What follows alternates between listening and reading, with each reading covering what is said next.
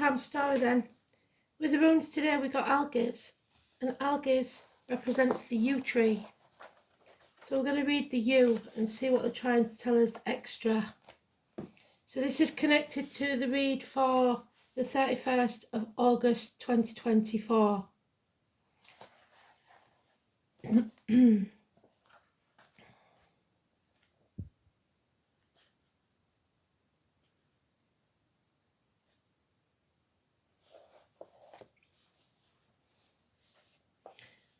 Ida, you,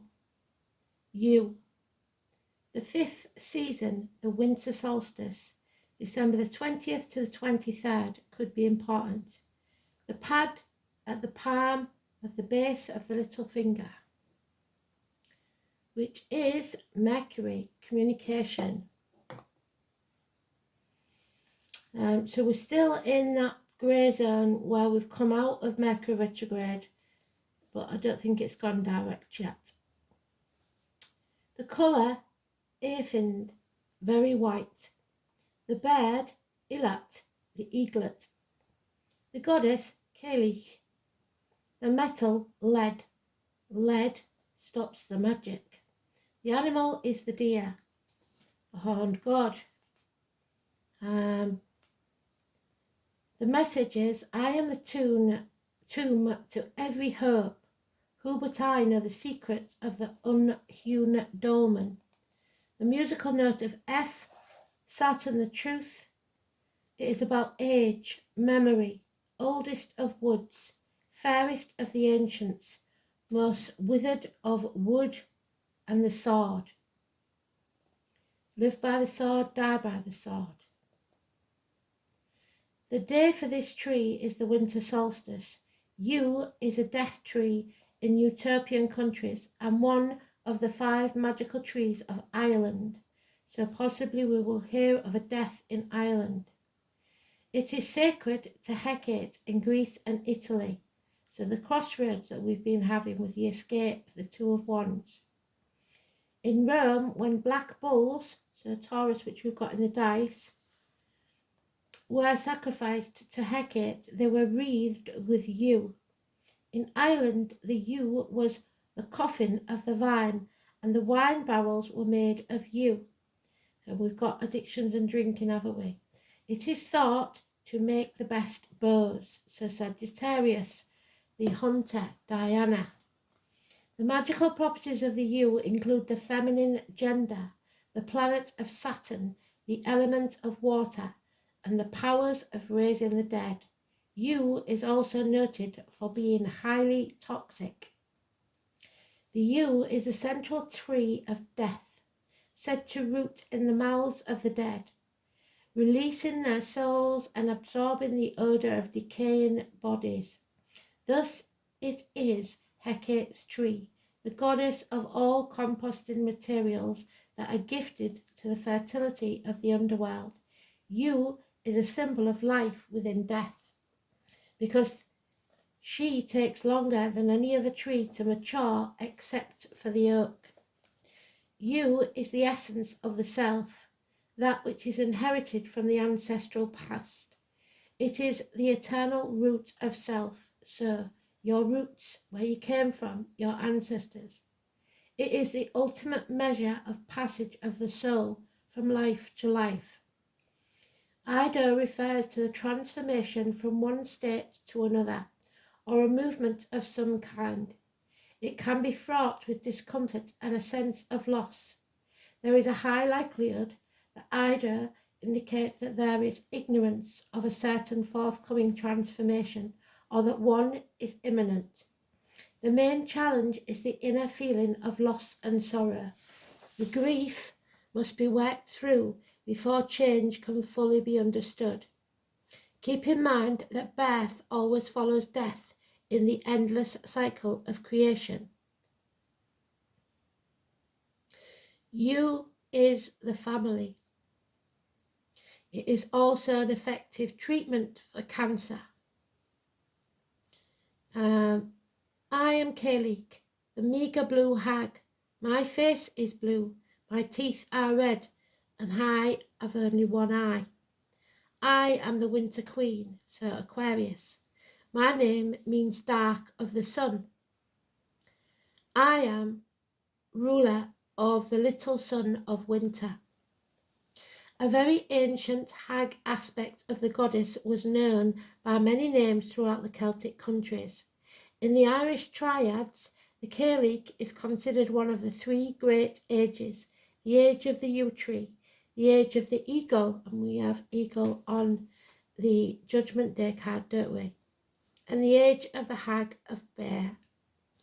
Cailleach bear, old woman or old wife, is found widespread throughout both Ireland and Scotland.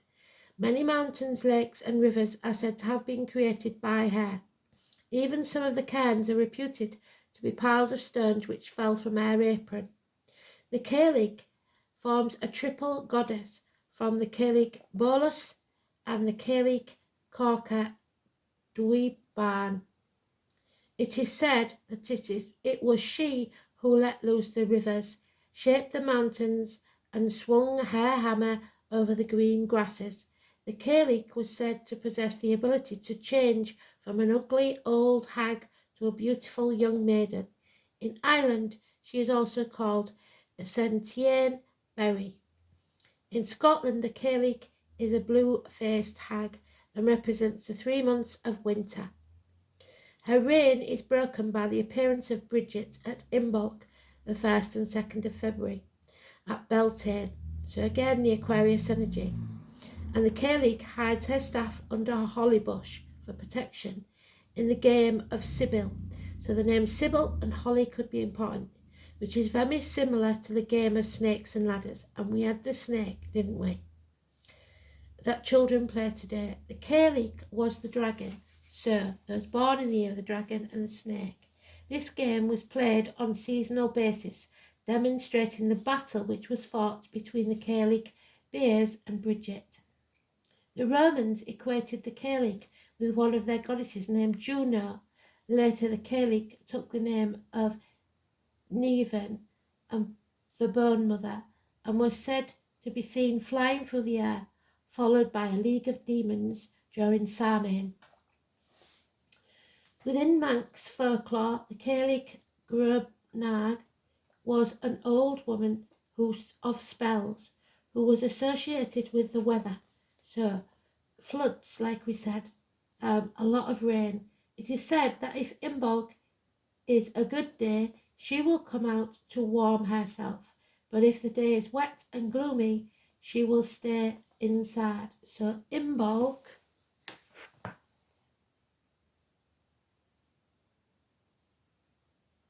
is Bridget's 1st and 2nd of February. Her bad mood is often attributed to her having fallen in a mountain crevice located on the Isle of Man, Barroul, but some say it is because she was thrown out to the sea and had to drift back to shore. So the seashore was mentioned today as well. According to the Yellow Book of Leon, a 14th century manuscript, the Cailleach bear was also known as Bew Boy. You'll have to excuse my pronunciation because I'm not very good at it. A term for the colour yellow. The Corcu Duin shall never be without some wonderful Cailleach among them. The Cailleach bear had 50 foster children in Bear. So foster children, which is a peninsula located in West Munster in County Cork. So there may be somebody that fosters children. The descendants of her children became many peoples and races. She had 7 periods of youth, and her mates died of old age. Of these, one of her primary mates was acclaimed to have been Lugh. A local story from the island of Brer is told about 2 old women that were separated by a row across the water. You can tell my accent, Kaya. One was on the mainland and the other lived on the island. The 2 hags threw hurling sticks at each other, and consequently they became the standing stones in the middle of Brer Island, and also the stones near Castletown Bear. An account from 1894 tells that in County Meath, there is a set of chambered cairns on a hill which is known as Slea Necali, meaning the Hag Mountain or the Witch Hills. In the old language, it is located near Old Castle. So if anyone knows how to pronounce them, let me know. And Lau or Luff Crew. The hag, whose real name was unknown by the shepherd telling the story, had brought the stones in 3 full aprons to the primary cairns. She placed a stone to serve as her chair on a hill point called Belrath. Now this stone is called Chair Cairn. The stone is 10 feet long, 6 feet high, 2 feet thick, and is hollowed out in the centre. There are notable zigzag designs and concentric circles engraved in the stone. Around the base and in front of the stone there is a fairly large amount of quartz, which has been broken into small lumps and strewn around. It is said that Caoilfhe placed the chair here and did this so that she could look upon the countryside whenever she wanted to. The hag loved to ride a pony and would leap from hilltop to hilltop. One day the hag rode the pony so hard that it fell down, and both the horse and the rider were killed. The Caoilfhe in this story also gives her name to Bearhaven in County Cork. Another story regarding the chair cairn explains how the Caoilfhe came from north to perform a magical feat and would obtain great power if she were to succeed. She took a large apron of stones and dropped some on Cairn Bain and created a cairn there. Then she jumped to the top of the Slieve Na Cali, otherwise known as Hag's Hill, and dropped another cairn. Again she jumped and deposited yet another cairn on another hill. If she could make the last leap and drop the last cairn, she would be granted the power she sought. She tried to jump but slipped and fell instead, breaking her neck and consequently killing herself. The Caoilfhe was then buried in a nearby area, so it's alright to take risks, but you must show caution. The Caoilfhe Bear is thought to have originally been a Spanish princess named Bera. It was prophesied that she would go to the river Iber on a certain night and discover a salmon dressed in colourful garments. So we know salmon represents Leo, and on that night she would meet her future husband. As prophesied, that night came to pass, and she eloped with Eon, More of Mar Nuat. They set sail together for Ireland, and upon their arrival landed on the north side of Bantry Bay. Eon named the peninsula after his wife Bera. The Caoilfhe is also featured in sovereignty myths, such as the one found in the telling of the 9 hostages. So we may be talking about hostages. Niall and his brothers encountered an old woman which they must kiss, and only the brothers Niall and Fergus resist the urge to kill her because she is so ugly. Fergus kisses the hag on the cheek and is rewarded with sovereignty over all of Ireland. Then the hag turns into a beautiful young woman. A poem from the 10th century describes the Caoilfhe as a frail old woman who had gone into a nunnery and looks back on her life as the beloved Lady of Kings. It is believed that this was a Christian rewriting of the sovereignty stories. Also to note, the English had a habit of translating Caoilfhe as another word for nun. There is yet another story that is told about Caoilfhe in the area of Slane Head. It was said that she was on the sea with her children and they were freezing in the cold darkness. The cold chilled them all the way to the marrow of their bones, so someone at sea. The Caoilfhe then explained to the children that they would warm themselves by bailing the sea in and out of the water, so keep bailing. But doing this, the children were able to warm themselves until morning, so keep active. In folklore of Ireland and Scotland, Caoilfhe was a term used to denote the last sheaf of harvest season. A variety of things were done with the last sheaf depending on the locale. Some of the more popular traditions including feeding the sheaf to livestock, tilling it in or taking it over the fields, or keeping it through the winter months. Young girls were often afraid of trying the last sheaf for fear they would never be married. In Scotland, one folklore tradition involves tying the Caoilfhe with a ribbon and hanging it upon a nail until spring.